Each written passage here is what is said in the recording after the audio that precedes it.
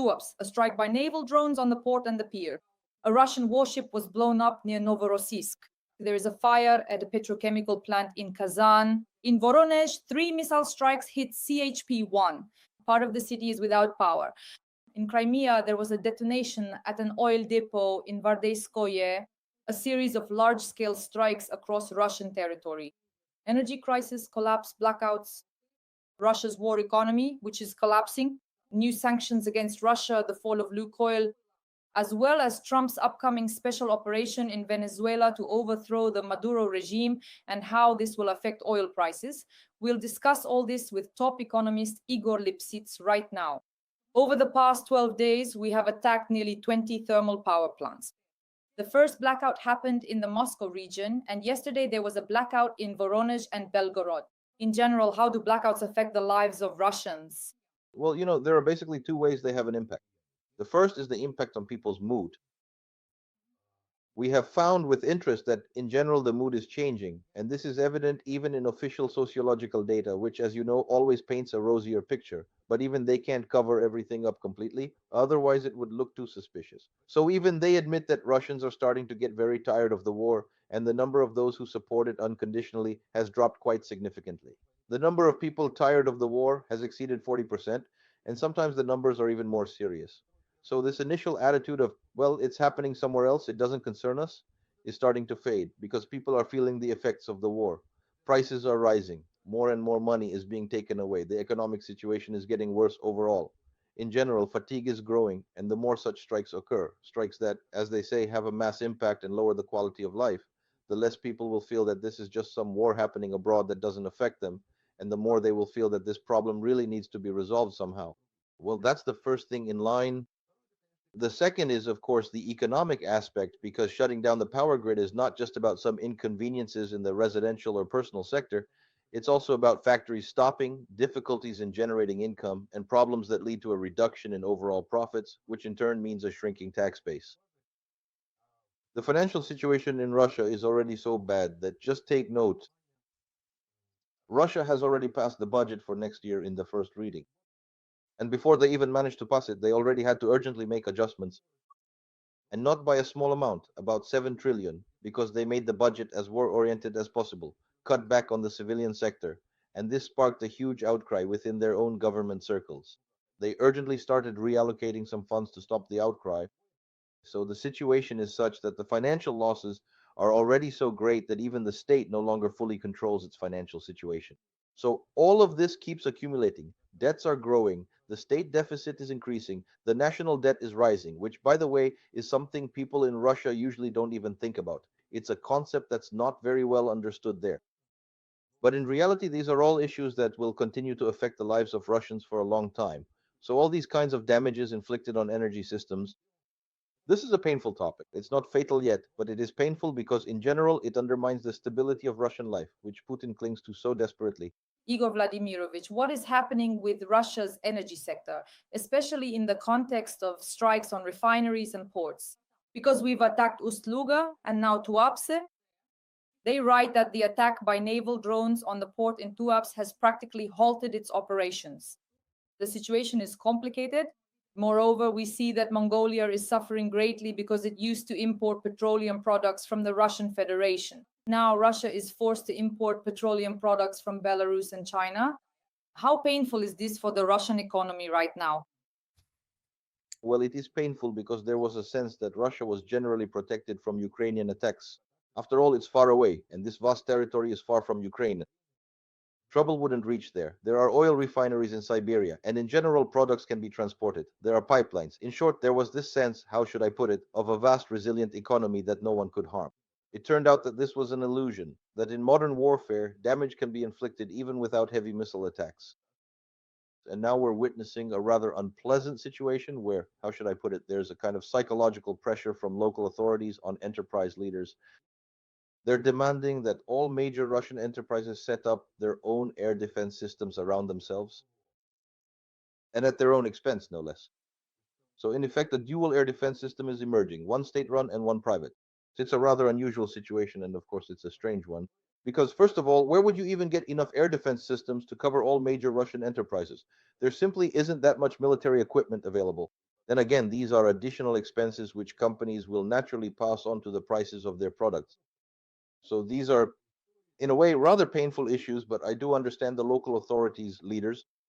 You have to understand that when drone attacks target enterprises, it's not just a local industrial accident at that particular facility. Many enterprises contain, well, how should I put it, hazardous substances. And in the event of fires or such accidents, these can be released into the air.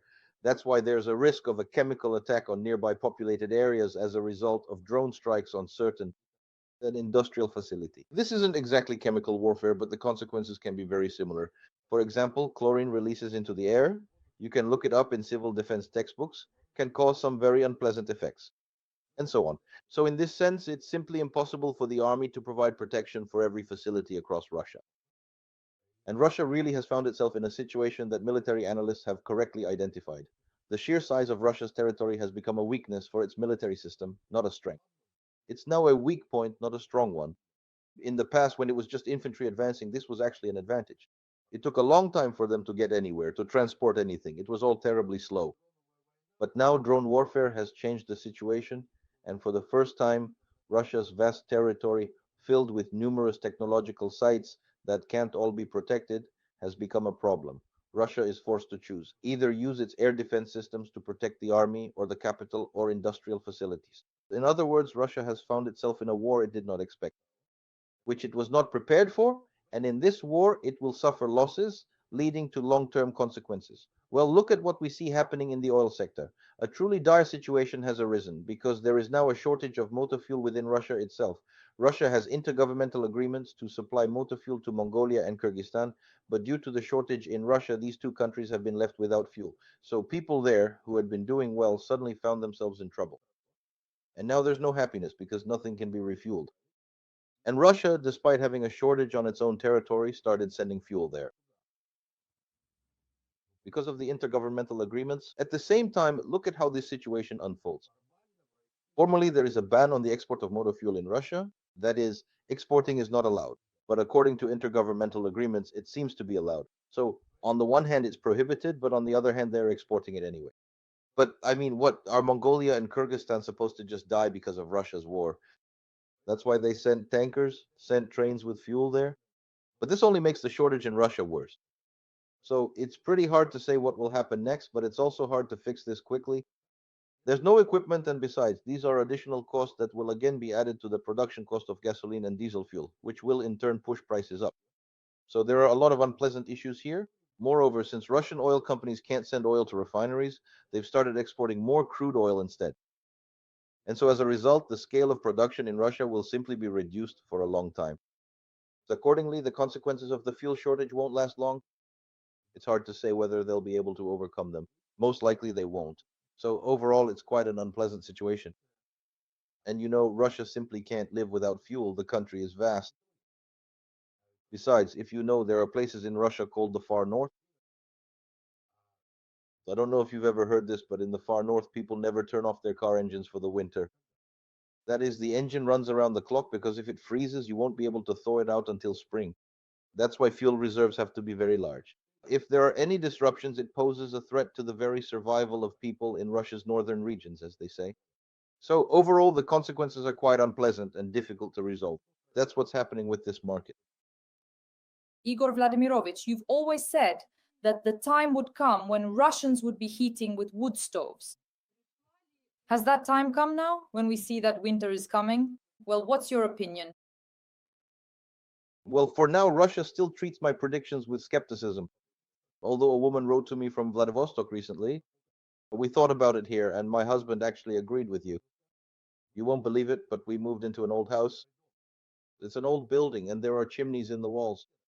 We tapped on them, found them, and now, if anything happens, we know where to hook up a wood stove. But of course, people living in the big apartment buildings in Moscow have a hard time believing in this idea, but in reality, anything can happen. A blackout would create a huge problem because in Moscow, if something happens, there's not even anywhere to gather people, you see?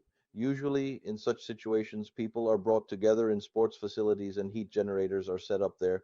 But in Moscow, there are so many people that you can't fit everyone into stadiums, and there are no alternative systems. And if there are also strikes on the power grid, That is, as they say, you won't be able to turn on an electric heater. And in many cases, what will happen is, as they say, an instant burnout of all electrical systems.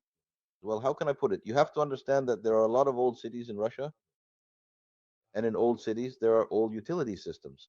So I remember once I read, and I found it terribly amusing, well, amusing from an economist's point of view, but not so much for ordinary people, that in the city of St. Petersburg, there is an energy police force. It's hard to grasp, but the thing is, the city is old and the utility infrastructure is very old and the cable network is rather weak. Meanwhile, people who have started living well off lives in St. Petersburg began to enhance their homes, and making your home more comfortable always means increased electricity consumption. Yes, it's one of the most important indicators of quality of life.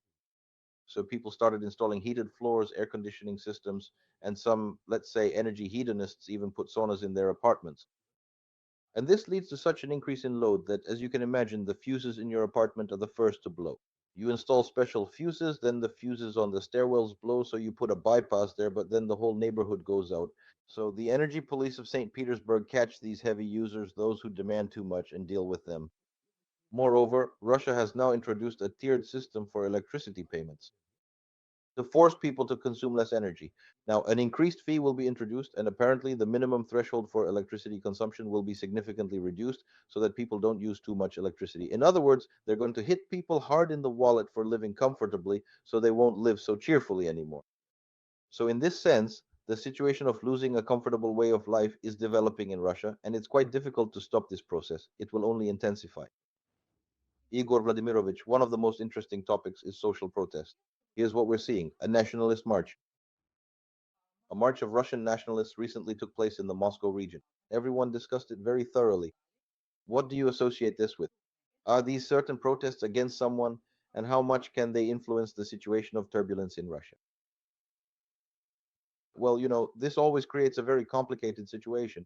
In general, the Russian question has always been very explosive in Russia because, well, these nationalists always hit a sensitive nerve in the Russian Federation.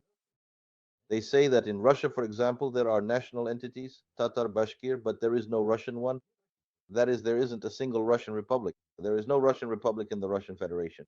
In other words, Russians don't have their own state. This is a recurring topic that we are being discriminated against here. We are the state forming nation, but we are being discriminated against. We are not being taken into account. And this recurring topic, it sometimes flares up, sometimes dies down.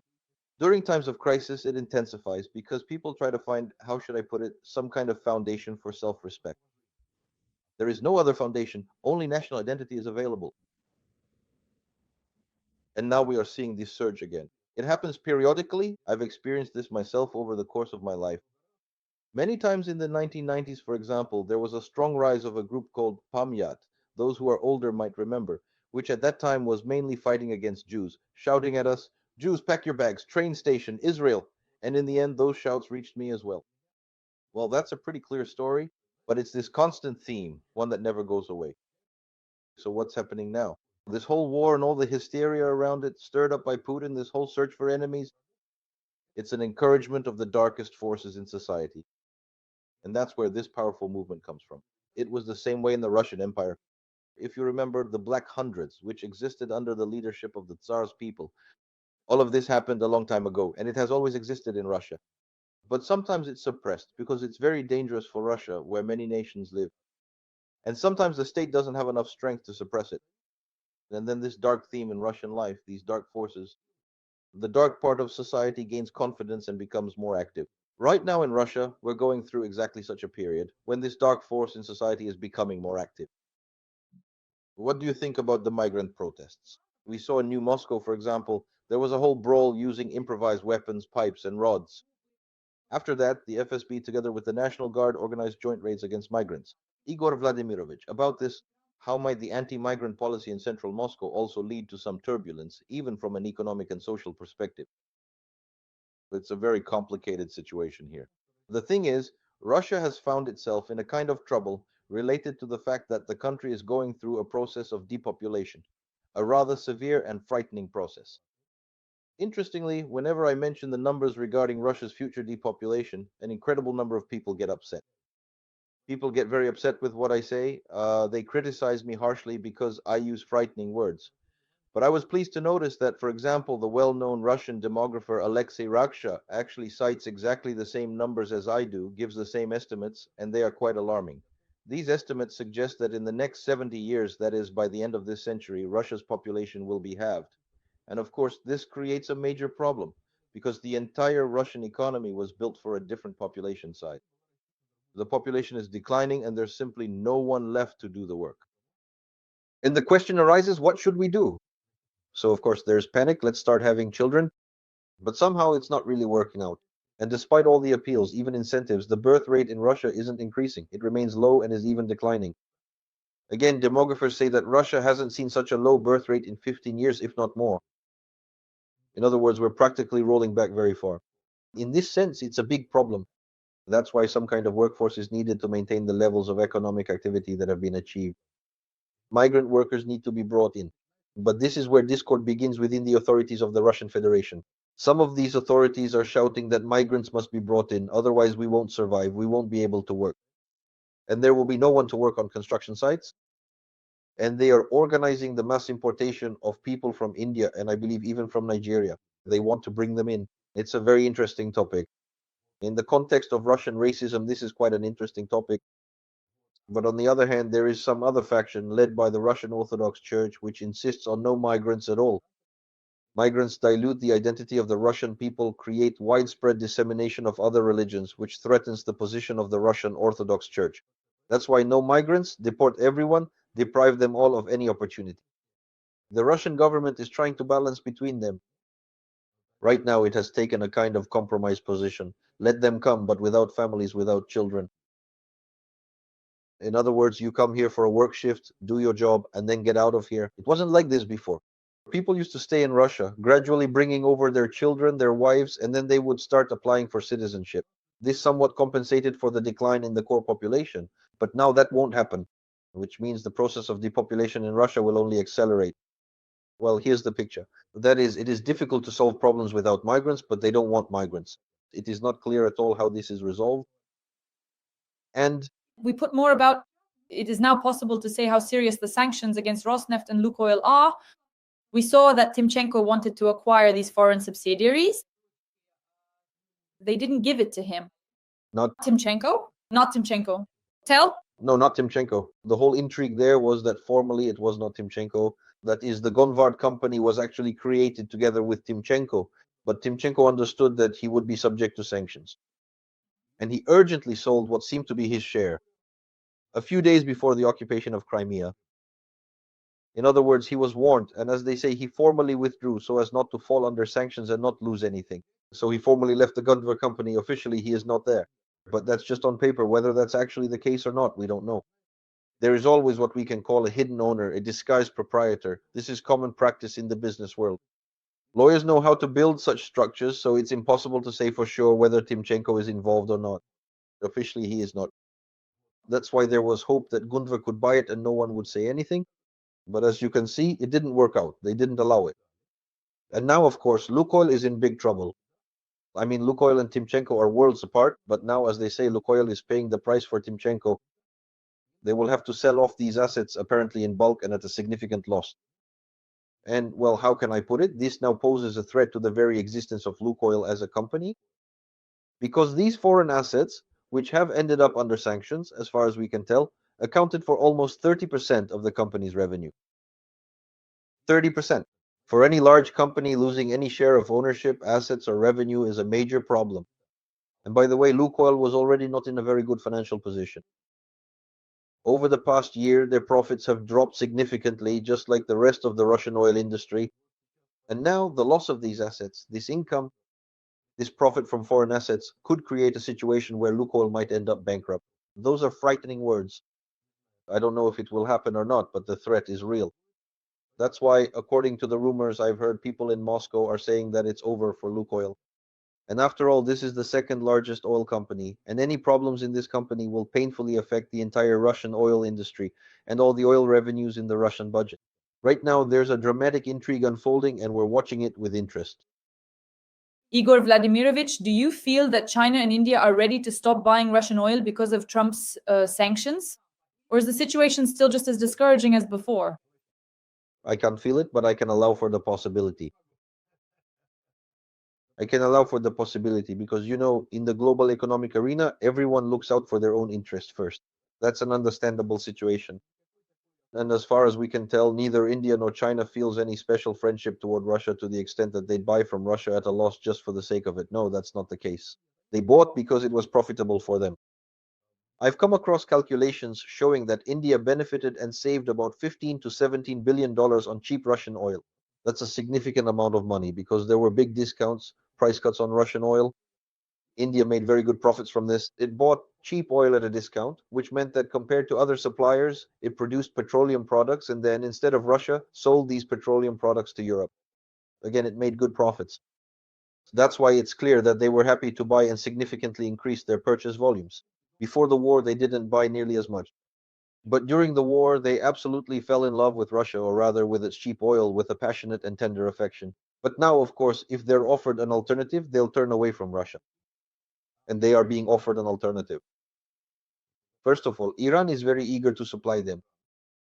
And Iran is strongly asking the Americans to lift at least some of the sanctions, oil exports, so that they can supply oil to India and China and replace Russia. In other words, as they say, we can come to an agreement, is beneficial for you, is beneficial for me. I'm ready to help you squeeze out Russia.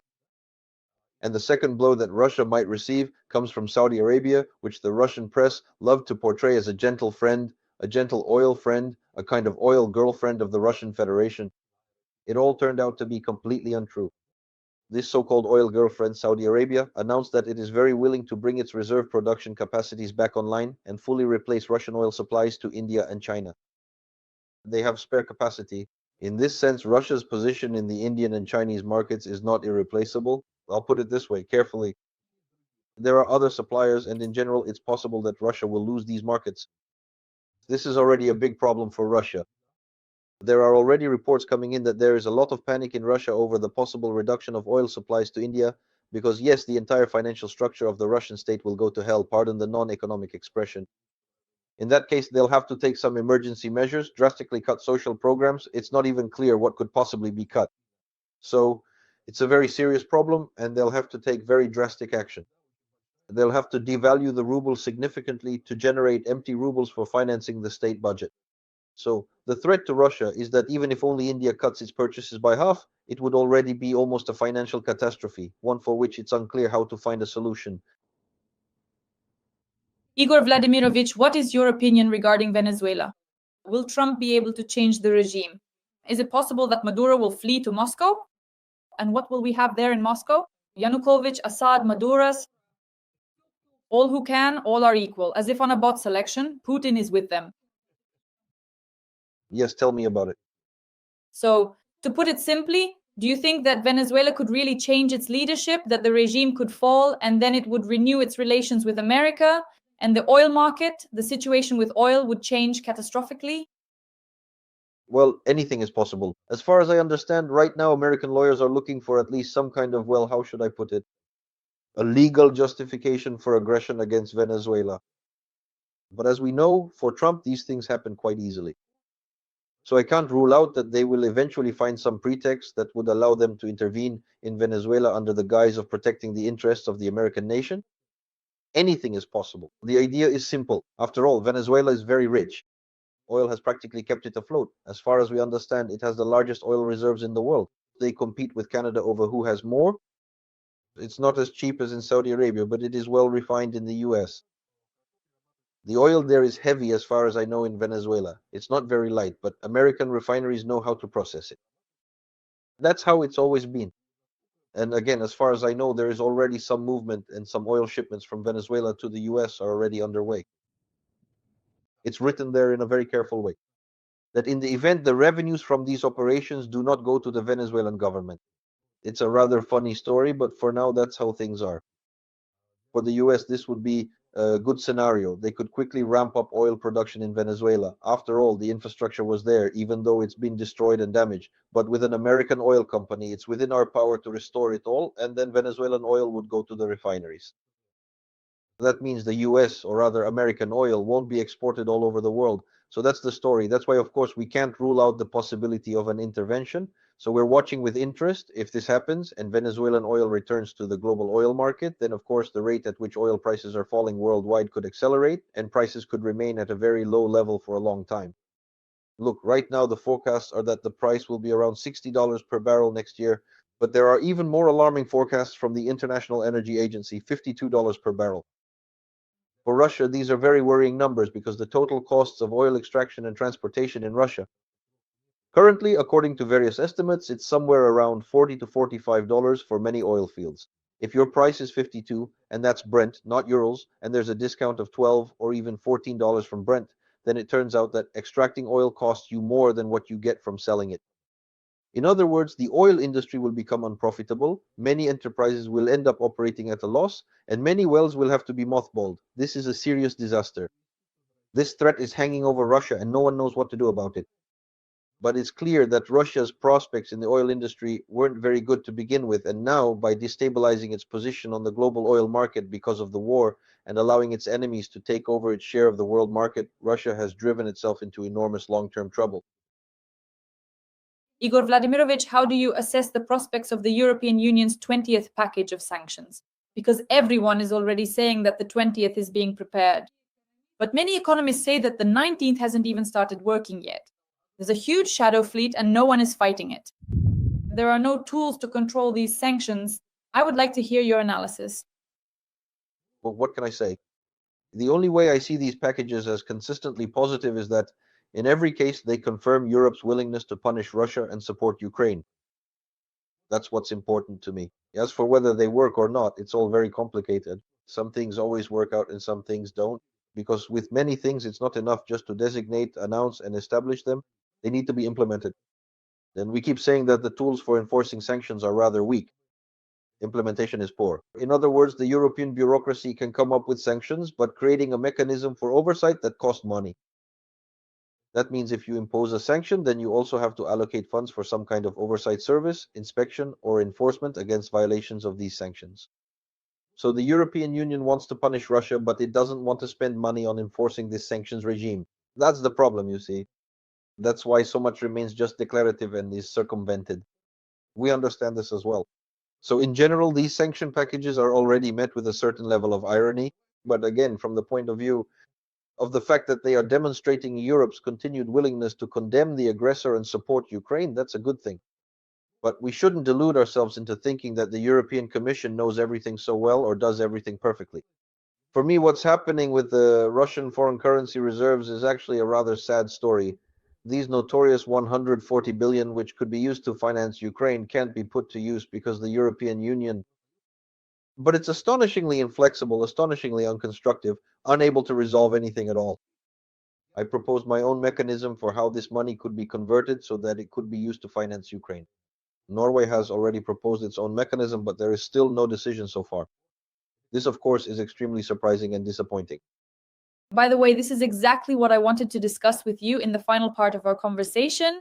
It is precisely about this that I believe Fico has just made a statement that Russia's war in Ukraine could last for several more years if the European Union decides to transfer Russia's frozen assets to Ukraine so that Ukraine would have the means to wage an economic war against Russia.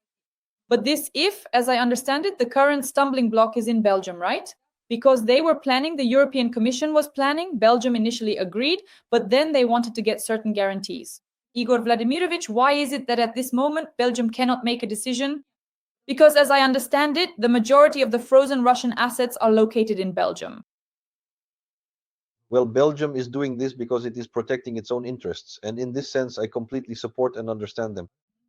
And I do not in any way condemn Belgium or its prime minister, because the money is on their territory and they bear legal responsibility to Russia for these funds. And they're being told, hand it over. And they say, what if later Russia suddenly proves again that it has the right to this money? Then these 140 billion will have to be paid out of Belgium's own funds, and we do not agree to that. They say there are risks. So if there are risks, this problem needs to be solved. That means there are different ways to solve it. I suggested creating a risk insurance system for this.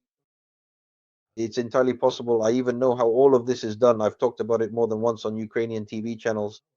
I've spoken about it on Fakin's show at Neon in the presence of your representatives from the Ukrainian government. But somehow nothing came of it. No such decision was made regarding the insurance of this loan, so that Belgium wouldn't be afraid that if something happens, it would have to cover it alone. But since that's not the case, they keep saying to the European Union, guys, let's share the responsibility, ensure these 140 protect us. And the European Union says, no, maybe someday we'll compensate you somehow, but for now, just give it up for nothing. Well, naturally, the Belgians don't want to do that. So you see, an interesting twist of fate has occurred. That means, as a second option, I suggested providing insurance.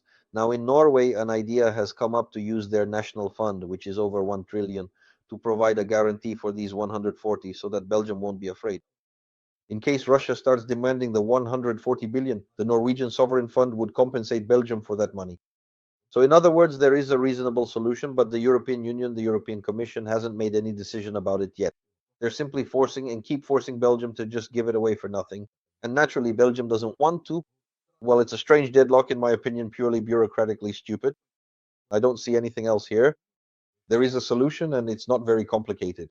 But so far, it hasn't been implemented, even though it could have been.